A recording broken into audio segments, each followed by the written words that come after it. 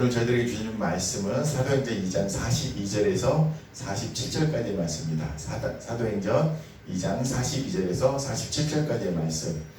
저와 여러분이 한 절씩 교독하고 마지막 47절은 함께 봉독하겠습니다. 저희가 사도의 가르침을 받아 서로 교제하며 떡을 떼며 기도하기를 전혀 힘쓰니라. 사람마다 두려워하는데 사도들로 인하여 기사와 표적이 많이 나타나니 믿는 사람이 다 함께 있어 모든 물건을 서로 통용하고 또 재산과 소유를 팔아 각 사람의 필요를 따라 나눠주고 40절 37절 함께 읽겠습니다. 말마다 마음을 같이하여 성전에 모이기를 힘쓰고 집에서 떡을 떼며 기쁨과 순전한 마음으로 음식을 먹고 하나님을 찬미하며 또 온 백성에게 칭송을 받으니 주께서 구원받는 사람을 날마다 더하게 하시니라. 아멘. 이 시간 최혜인 전사님 나오셔서 공동체에 대한 말씀 나눠주실 때에 많은 은혜 받으시길 바랍니다.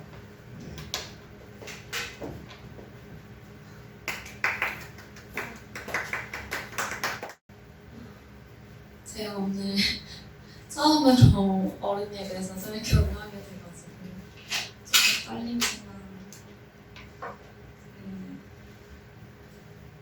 준비한 내용은 이제 공동체의 생명에 대한 내용인데요.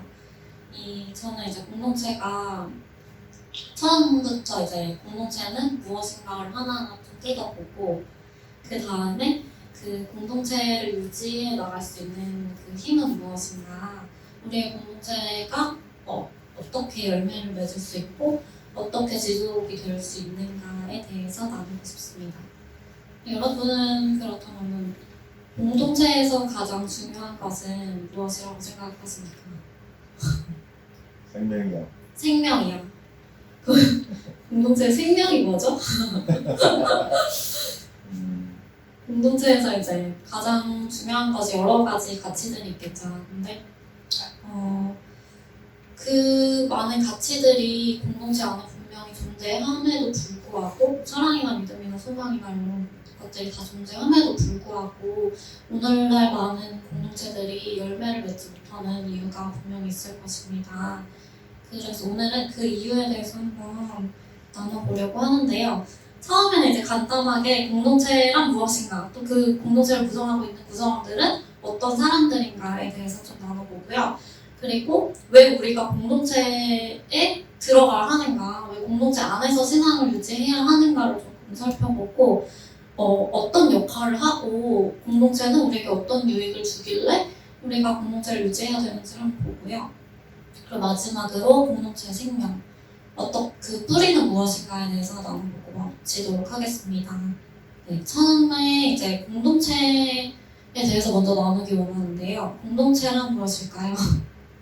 어떤 집단을 의미하겠죠. 근데 그 집단은 단순히 모이기만 하는 사람들이 아니라 공통의 가치와 목적을 공유하는 모임이라고 할 수 있습니다. 그 안에서 이제 침묵적인 성향을 많이 띠고 소통하며 관계를 이어나가는 것을 우리는 공동체라고 할 수 있습니다. 그렇다면 이제 세상에는 우리가 많은 공동체들을 접하면서 그 공동체의 구성원들로서 살아오게 되죠. 그러면 세상의 공동체와 교회 공동체는 또 어떤 점이 다를까요? 이거는 이제 간단하게 나누기 원하는데요. 가장 중요한 차이는 그 교회 공동체는 바로 그리스도의 피로 세워진 공동체라는 것입니다. 에베소서 2장 13절에는 이제는 전에 멀리 있던 너희가 그리스도의 피로 가까워졌느니라 라고 말씀하고 계십니다. 이 말씀은 그리스도의 피로, 주님의 피 흘리심으로 우리가 하나님과의 관계에서 화목을 이루고 또 주 안에서 한 형제 자매가 되었다는 것을 말합니다. 그래서 세상보다는 그 공동체 구성원이 훨씬 더 끈끈한 관계를 맺고 있음을 보여줍니다. 또 그렇다면 이제 공동체 구성원들은 어떤 사람들일까요? 떨려서 숨이 차네요. 네, 그럼 첫 번째로 이제 공동체 구성원은 바로 부르심을 입은 자들입니다. 하나님께서 이제 예수님께서 십자가에서 죽으셨을 때 그때 이제 모든 사람들은 하나님의 자녀가 되었죠. 구속을 입었습니다. 그렇지만 그 구원으로서의 초대에 응답한 사람들, 그것을 믿기로 결단한 사람들은 사람들만이 구원으로의 이제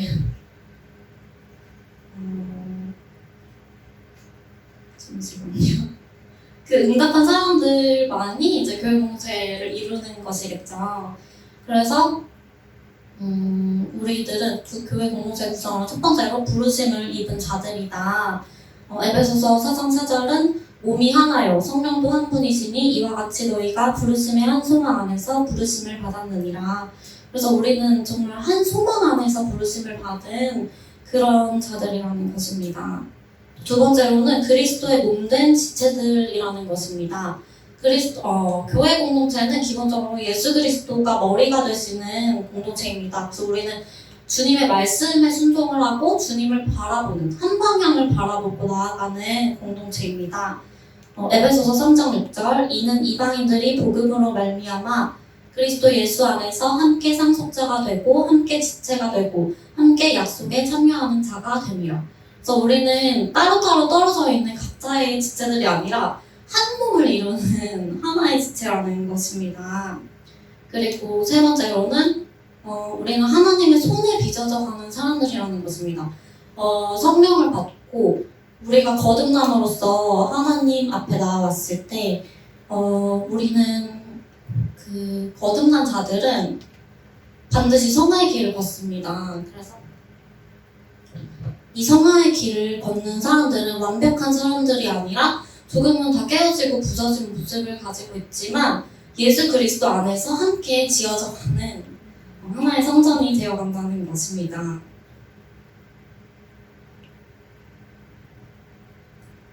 자, 그 다음에 이제 중요한 공동체의 핵심 가치와 역할에 대해서 나눠보려고 하는데요. 그렇다면 우리는 왜 공동체에 있어야 할까요? 혼자서도 같이 이제 혼자서도 신앙 생활을 할 수 있고 말씀을 보고 기도 생활을 할 수 있는데 왜 공동체가 있어야 하냐? 이거를 살펴보기 전에 먼저 공동체의 핵심 가치는 바로 사랑이 되어야 합니다.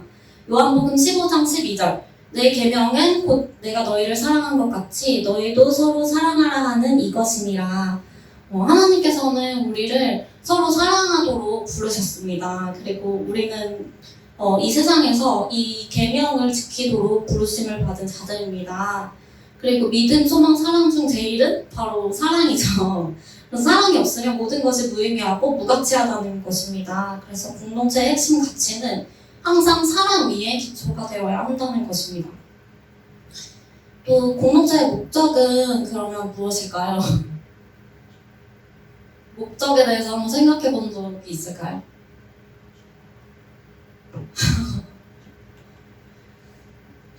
네, 목적은 바로 그리스도의 장성한 분량에 이르는 것입니다.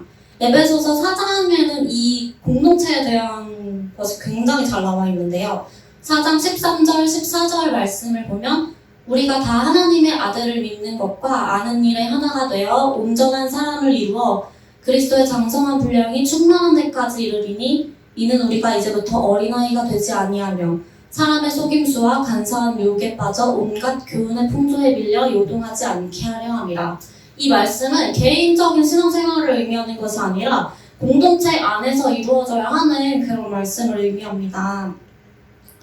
또 에베소서 4장 15절 오직 사랑 안에서 참된 것을 하여 범사에 그에게까지 자랄지라.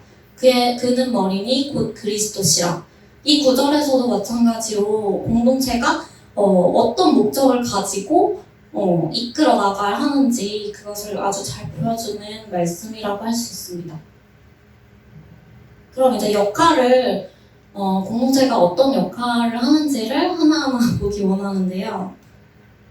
첫 번째는 이제 가르침과 교제입니다. 오늘 말씀에 나온 것처럼 사도행전 2장 42절의 말씀은 초기 교회의 공동체의 모습을 아주 잘 나타내주고 있습니다. 근데 그 역할 중에 하나는 그들이 사도의 가르침을 받아 서로 교제하고 떡을 떼며 오로지 기도하기를 힘씁니다. 그 가르침이라는 것은 공동체에 아주 필수적으로 존재해야 한다는 것입니다. 이것이 없으면 우리가 교리적인 기초에 세워지지 않으면 흔들리기가 쉽겠죠. 그래서 가르침이 공동체에 존재해야 한다는 것입니다. 그리고 두 번째로는 믿음에서 떨어지지 않도록 서로를 붙잡아 주어야 한다는 것입니다. 데살로니가전서 5장 14절은 이렇게 말씀하고 계십니다. 또 형제들아 너희를 권면하노니 게으른 자들을 권기하며 마음이 약한 자들을 격려하고 힘이 없는 자들을 붙들어주며 모든 사람에게 오래 참으라. 또 히브리서 3장 12절 13절은 이렇게 말하고 있습니다. 형제들아 너희가 혹시 믿음에서 미혹되어 악한 마음으로 돌아서는 일이 없도록 주의하고 서로를 격려하여 사랑과 선한 일을 격려하며 오늘날과 같이 날마다 권하라. 이것은 공동체 안에서 사랑과 믿음의 싸움이 존재해야 된다는 것을 보여주는 말씀입니다. 혼자 신앙생활을 이어나갈 때는 넘어지기 쉽고 또 회복하기가 쉽지 않습니다. 그럴 때마다 서로의 연약함을 붙잡아주는 그런 선한 싸움이 필요합니다. 네, 그리고 세 번째로는 공동체는 믿음의 훈련장이라는 것입니다. 잠언 27장 17절을 보면 철이 철을 날카롭게 하는 것 같이 사람이 그의 친구의 얼굴을 빛나게 한다고 말씀하고 계십니다. 혼자 있을 때는 거치는 것이 없습니다. 사람들이 나를 힘들게 하지도 않고 혼자 있을 때는 마음이 굉장히 평안할 수밖에 없죠. 우리가 항상 힘든 것은 관계에서의 문제가 가장 크다고 생각합니다. 그래서 이렇게 철이 철을 날카롭게 하는 것은 서로를 친다는 의미가 아니라 이 서로의 다름을 통하여서 내가 더욱더 그리스도의 모습으로 성장해 갈 수 있다는 것을 의미하는 말씀입니다. 그래서 공동체는 이 믿음의 훈련장으로서 그리스도의 장성한 분량에 이르는 목적을 이루기에 아주 적당한 그것을 가능하게 하는 것이 바로 공동체라고 할 수 있습니다. 또 마지막으로는 직제로서의 역할을 감당하게 되는데요. 지난주에 이제 조나단 전도사님이 말씀해주신 것 같이 주차 요원을 하시거나 교회 안에는 각종 이제 봉사 활동을 하시는 분들이 많이 계시죠. 체육적을 맡으신 분들도 계실 거고 교구에서 섬기는 분들도 계실 거고 아주 이렇게 많은 역할을 서로 나눠서 분담을 하게 되는데요. 이것이 바로 직제로서 공동체를 잘 유지하고 운영하게 해주는 그런 것이 아닌가 생각이 듭니다. 그래서 에베소서 4장 12절에서 16절을 보면 어떤 사람은 사도로, 선지자로, 복음 전하는 자로, 목사와 교사로 삼으신 것을 알 수 있습니다. 이는 성도를 온전하게 하여 봉사의 일을 하게 하며 그리스도의 몸을 세우려 하심이라는 겁니다. 그래서 우리는 이러한 지체의 역할을 감당하면서 그리스도의 몸을 점점 온전하게 세워나갈 수 있다는 것입니다.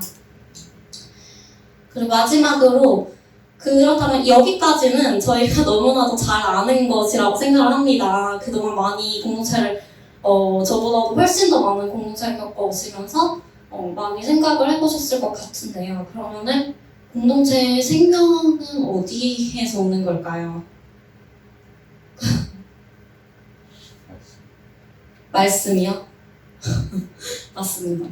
이게 어떻게 보면 가장 기초적인 그런 이야기일 수도 있지만 사실상 공동체가 이렇게 오래 유지되면서 열매를 맺는 공동체는 많지가 않는 것 같습니다. 그 안에서 갈등이 있고 분열이 있는 공동체를 굉장히 많이 봤기 때문에 왜 우리 공동체는 열매를 맺지 못하고 왜 사람들을 하나로 만들지 못하고 또 리더를 양성해서 계속해서 유지되지 못하나. 첫 번째는 이제 하나님과 붙어 있어야 하는데 그것들이 없기 때문입니다. 사역 자체가 나의 우상이 될 수도 있고 그 사역들을 통하여서 너무나도 지친 가운데 말씀과 기도로 회복하는 그런 시간이 없다면 공동체는 유지되기가 어렵습니다. 그래서 요한복음 15장 5절에 나는 포도나무요 너희는 가지라 그가 내 안에 내가 그 안에 거하면 사람이 열매를 많이 맺나니 나를 떠나서는 너희가 아무것도 할 수 없습니다. 이 말씀은 우리가 하나님을 떠나서 행하는 모든 일은 할 수 있는 것이 단 하나도 없다는 말씀입니다. 그래서 우리는 늘 이제 가장 중요한 것은 우리가 하나님과 붙어 있는 관계, 그 관계를 점검을 항상 해야 한다는 것입니다. 그렇다면 우리는 어떻게 붙어 있을 수 있을까요?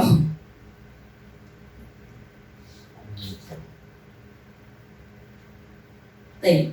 붙어 있는 방법은 이것도 정말 마찬가지로 기초적인 건데, 디모데전서 4장 5절 말씀입니다. 하나님의 말씀과 기도로 거룩하여짐이라. 이 거룩이라는 것은 어떤 성령의 거룩함, 이런 신비적인 것을 말하는 것이 아니라 구별된다는 것입니다. 우리는 항상 세상과 구별성을 갖추고 있어야 하고, 그 구별됨은 하나님의 말씀과 기도를 통해서 온다는 것입니다. 그래서 이 공동체 안에서 말씀과 기도가 없는 공동체, 단순한 사랑과 교제만 있는 공동체는 흔들리고 뿌리가 무너지기가 쉽습니다. 또 마지막 세 번째는 이제 방법론적인 건데요. 이제 리더의 영성이 참 중요하다. 그리고 또 다른 리더를 양성하는 그런 사람을 세워나가는 과정이 중요하다. 리더의 영성이라고 하면은 이제 공동체를 이끄는 리더는 신앙적으로 잘 잡혀있는, 균형이 잘 잡혀있는 사람이어야겠죠. 가장 중요한 것은 이제 이성과 감정의 조화입니다. 이성으로만 판단하면 그 공동체 안에 사랑이 식고, 또 감정으로만 판단하면 뿌리가 없기 때문에 쉽게 흔들릴 수밖에 없습니다. 그래서 이 리더의 자질로 항상 중요한 것은 이성과 감정의 조화. 이것을 항상 염두에 두는 리더가 그 공동체를 잘 이끌어 나갈 수 있다. 그리고 또 다른 리더를 양성하는 것입니다. 최근에 이제 제 동기가 겪었던 일인데요. 이 동기는 이제 청년 사역을 맡아서 진행을 하고 있습니다. 근데 그 청년 사역을 아주 오랫동안 했는데, 물론 그 안에서 많은 열매도 맺어졌지만, 자신이 지금까지 이제 사역을 내려놓기를 앞두고 있는데, 이 친구가 자기가 그동안 했던 사역을 돌아보니까 자기는 사람을 세운 적이 없더라는 겁니다. 그래서 항상 이제 교회 안에서의 사역자들만 나가서 감당을 하겠지, 그 양육자들을 키워서 리더로 양성을 해서 다시 세상에 내보내서 또 그들이 리더를 키워내는, 하나님의 그리스도 정성 분량에 이르는 그 사람을 키워내는 그런 사역이 자신은 없었다고 하는 것입니다. 그래서 언제나 다음을 생각하고 그 다음을 이어나갈 리더를 세우는 것을 늘 염두에 둬야 한다. 그렇습니다. 그리고 제가 강조하고 싶은 것은 마지막으로, 뿌리가 깊지 않은 공동체는 방향성을 상실하기 쉽고 무너지기가 쉽다는 것입니다. 그래서 그 공동체가 늘 생명 대신 예수 그리스도 앞에 나아가야 한다는 것. 그리고 말씀과 기도로 그리스도께 붙어있지 않는 공동체는 유지 자체가 어렵고 열매를 맺기가 힘듭니다. 또 우리 안에서 그분이 일하시도록 우리는 이 말씀과 기도로 늘 깨끗한 통로로 준비가 되어야 합니다. 오늘 우리가 무엇을 붙잡아야 하는지를 다시 마음에 새겼으면 좋겠습니다. 사랑과 관계도 중요하지만 공동체를 살리는 진짜 힘은 말씀과 기도에서 나오는 것입니다. 우리는 세상의 각종 교훈과 초등 학문의 이리저리 영향을 받으며 살아가는 자들이 아닙니다. 참된 지정은 바로 영성에서 오는 것입니다. 아무것도 모르는 그 무식했던 베드로가 유창한 설교로 사람들의 마음에 찔림을 일으키는 그런 첫째 설교를 했던 것처럼, 이 능력은 세상의 교훈이나 가르침이 아니라 바로 성령의 능력이었습니다. 이 땅에 많은 그리스도인들이 이 능력을 경험하지 못하고 또 세상 사람들과 똑같은 문제에서 똑같이 넘어지고 살아간다는 것은 참 안타까운 일입니다. 그것은 믿음이 없는 것보다도 어쩌면 불행한 일일 수도 있습니다. 말씀과 기도로 예수 그리스도와 붙어 있어야 한다는 것을 아는 그리스도인, 모르는 사람은 없겠지만 그것을 실제 삶이 되는 그리스도인들은 적습니다. 오늘날 많은 교회가 무너지고 열매가 없는 이유일 것입니다. 오늘 우리의 공동체가 이 진리의 말씀에 깊이 뿌리를 내려서 흔들리지 않고 또 예수님만 바라보는 그런 우리 공동체가 되길 소망합니다. 그리고 마지막은 히브리서 10장 39절의 말씀으로 우리의 정체성을 좀 되새기면서 위로의 말씀을 드리고 싶은데요. 바로 이 말씀입니다. 우리는 뒤로 물러가 멸망할 자가 아니요 오직 영혼을 구원함에 이르는 믿음을 가진 자니라. 여기까지 하겠습니다.